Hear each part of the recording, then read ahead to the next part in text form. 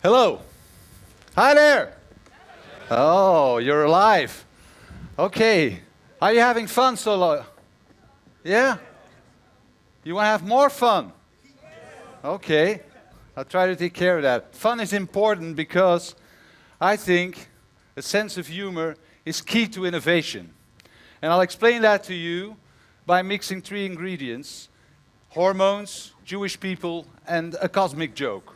So, first of all, my name is Peter Perceval. I've been writing and producing comedy shows for the last 25 years. And of course, in my profession, the main question is what makes people laugh. And to show you what makes people laugh, I will show you a clip now with an expert expressing his opinion. So listen very carefully to what he says. Here we go.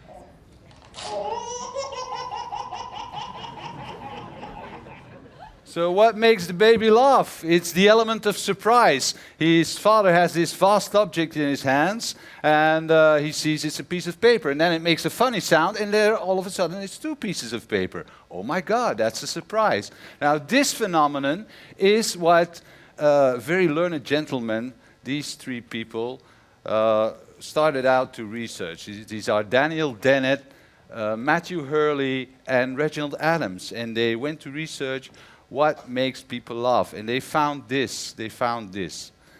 This is the inside of your head. This is an actual 3D brain scan of a functioning human brain.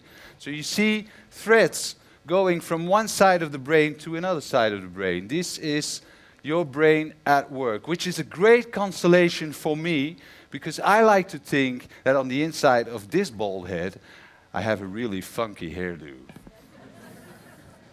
So, let's take a look at this next little guy to see how the process works.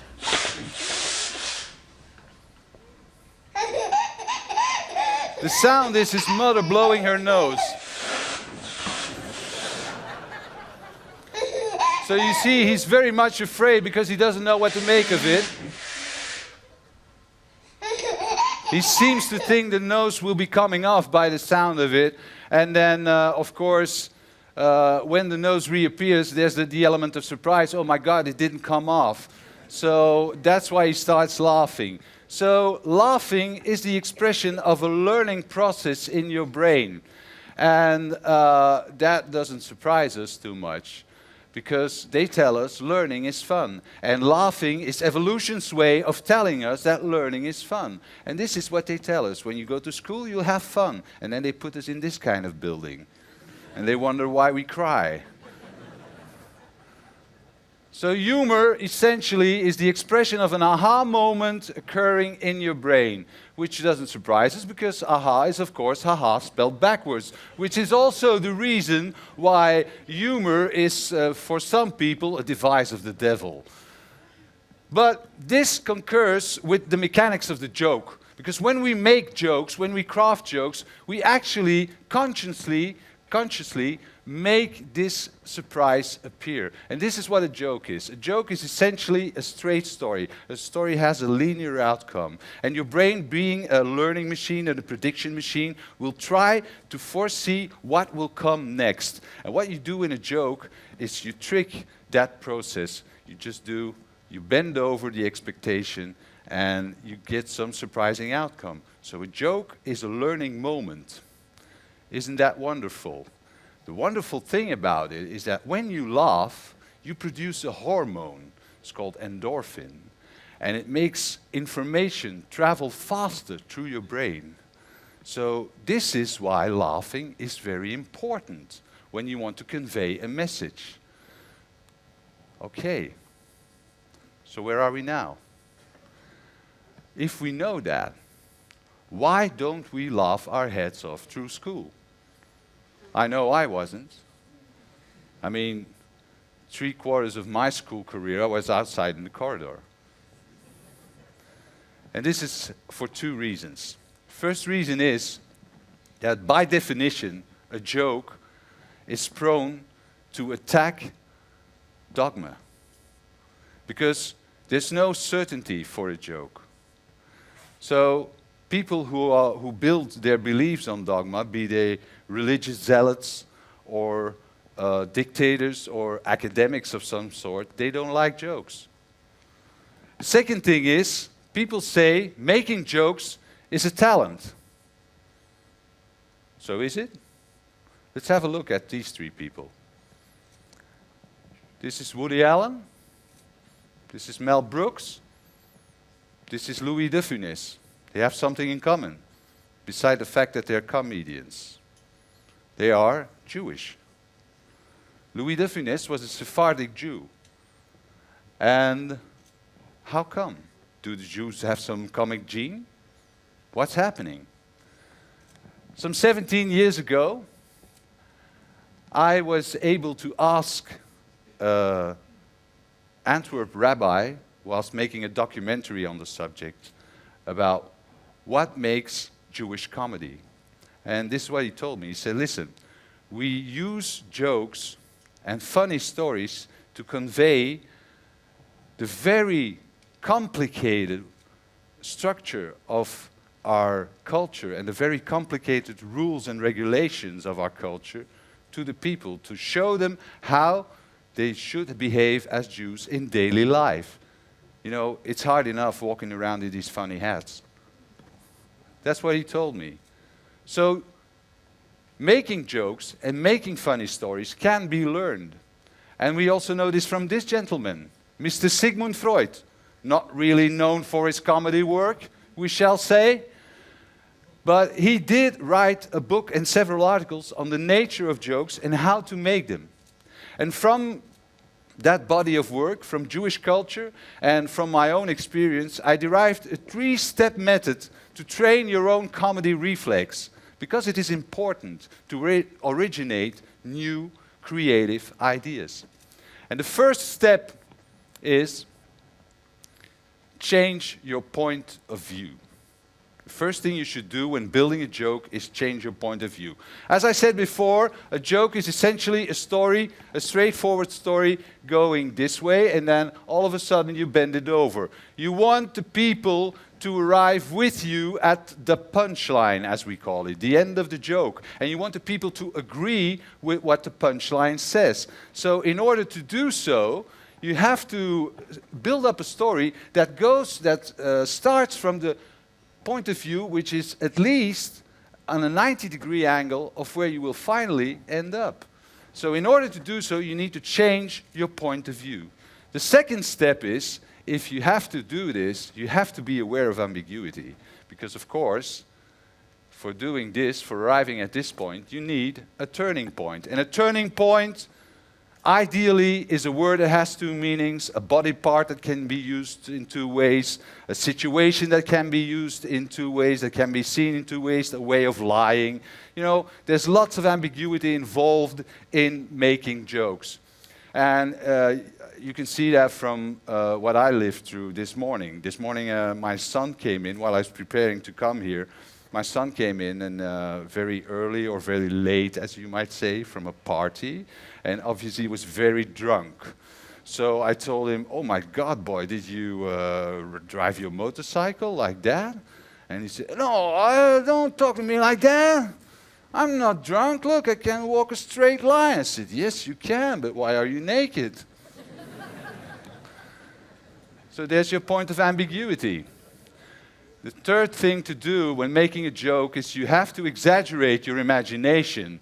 You have to be able to exaggerate your imagination. You don't stop at the boundaries of the self-evident. When you think of the future, you don't think of the future in 10 or 20 years. You think of the future in 3,000 years. And you try to imagine what future archaeologists would make of, for example, this device. What would they make of this device? And what would they make of this if they saw images of this talk, if they found this, and they saw you listening to me, and they would think that I was a high priest and you were my followers? So these are the 3 steps. And now you're telling me, wait a minute, you can't be serious. How is this going to help us being innovative? How is this going to help us create new ideas? Well, you've already had a perfect example. This morning, Charles Spencer talked to you, and of course, he showed you what the link was between research of pleasure and research of pain, which is essentially a change of point of view. But I'll give you another fine example. A fine example of a man very famous for his jokes, and it is this man. He had a keen sense of mockery, Albert Einstein. Allegedly, he once met Marilyn Monroe. And Marilyn Monroe told him, "Oh, Mr. Einstein, we should make a baby. It would have my looks and your brain." And Einstein said, "Well, what if it was the other way around?" I don't know if it really happened. But Einstein was a keen fan of mockery, and also, of course, he was Jewish. So in 1905, he started to write up the theory of relativity. And if we look at the theory of relativity, it has essentially the 3 steps of a joke. Because what did it amount to? Albert Einstein started to watch the phenomenon of movement. And he said, movement is a very peculiar thing. We're standing on planet Earth, and we are moving at an enormous speed through the universe, and we don't notice it. How does that work? So he went to work at that, and he saw you can see movement like this, or you can see, if you're on top of a movement, you can see it in the other way around, and you see it like this. In the 2 cases, it has different speeds. And how does that work? You see, the first step, wondering why, is the first step of the comedy reflex. He's building a joke. But in order for the joke to work, he has to find a turning point.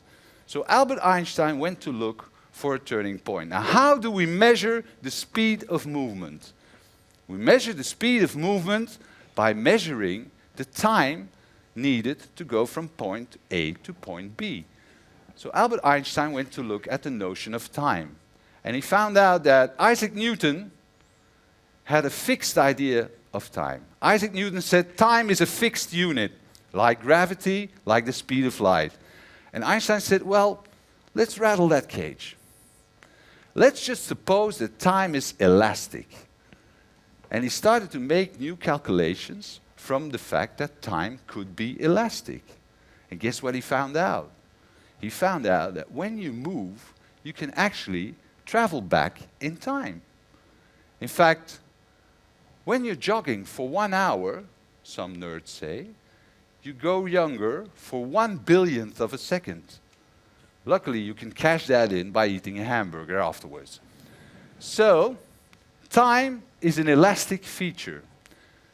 So, much like time is a sequence of moments. Like in a movie, like in a film, a pellicule, 24 still images make 1 second of movement. That's the way Einstein looked at time. So from there on, he had his cosmic joke. He had his theory of relativity. It was a theory. He didn't like calculating much, Einstein. He wasn't much of a mathematics guy. So he told, this is a theory, you go and find it out. And in fact, people did. And about 15 years after he first wrote his articles on the theory of relativity, they gave him the Nobel Prize. Not for the theory of relativity, for something else, but in merit of his groundbreaking theory, which also produced this formula, of course. A very small thing can release an enormous amount of energy.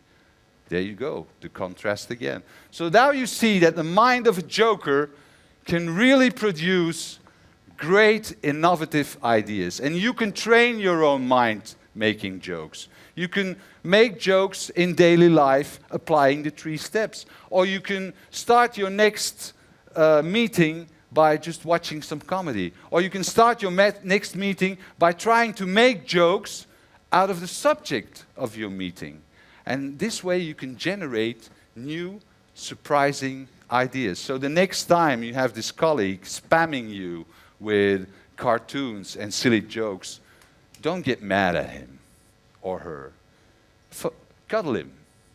Go around and say, you're great, you deserve a raise because you are the motor to innovation in our team.